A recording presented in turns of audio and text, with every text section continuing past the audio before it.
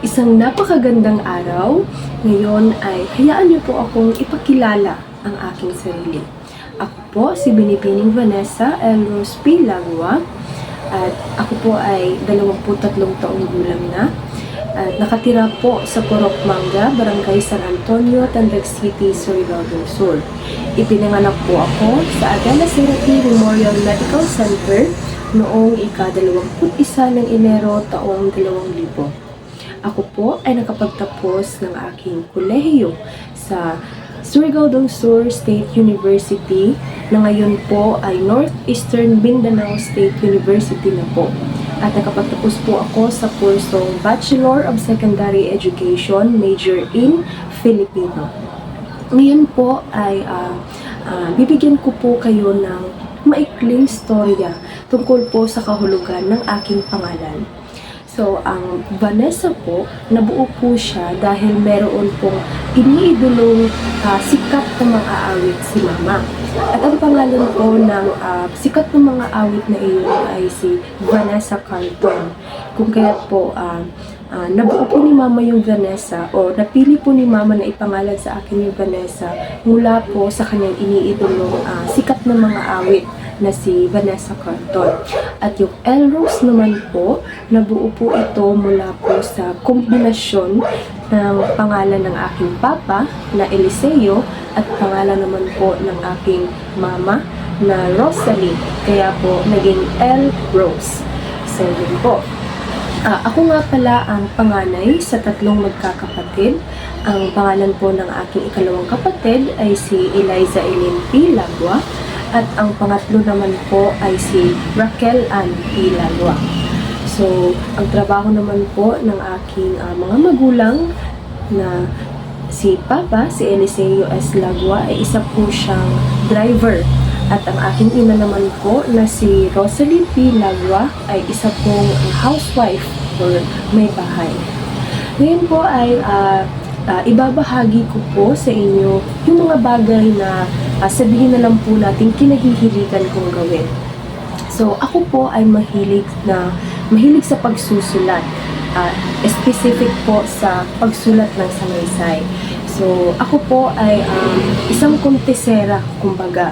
Simula pa noong ako ay junior high school, senior high school, hanggang sa ako ay tumuntong ng kolehiyo.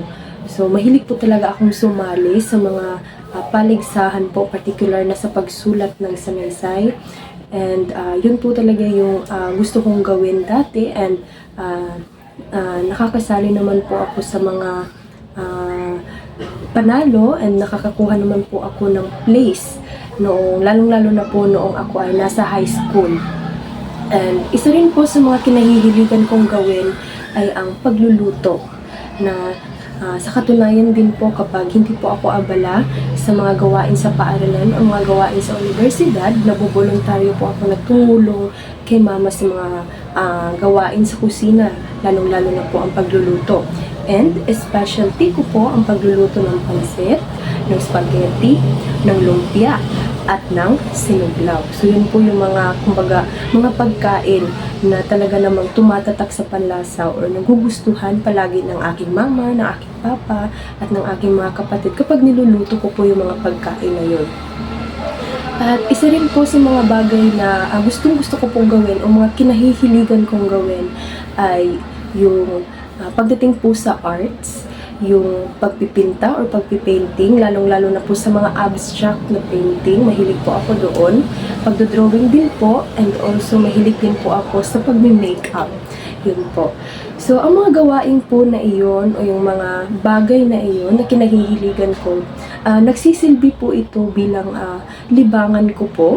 And also, parang, kumbaga, stress reliever ko na rin po sa sarili ko. And alam ko po na yung mga bagay na yun, yung mga bagay na kinahihiligan kong gawin, nakakatulong po iyon upang mas mahasa ko pa ng maigi yung aking talento at yung aking kakayahan para sa mga bagay na iyon.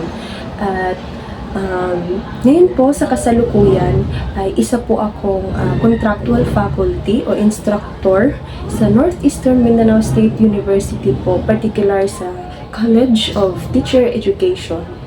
At kasalukuyan din po akong kumukuha ng Masters of Arts in Filipino Language Teaching. At naniniwala po ako na education is a lifelong learning process and a journey. No? So kahit ngayon na alam kong bata pa ako, alam ko na marami pa akong matututunan at marami pa akong malalaman na sa aking pag-aaral, sa aking pagtuturo, sa aking pagiging isang guro. At alam ko na ang mga bagay na iyon ay mas magbibigay pa sa akin o mas makakatulong pa sa akin upang mas malinang at mas mahasa ko pa ang aking sarili sa aking napiling larangan o sa aking napiling propesyon.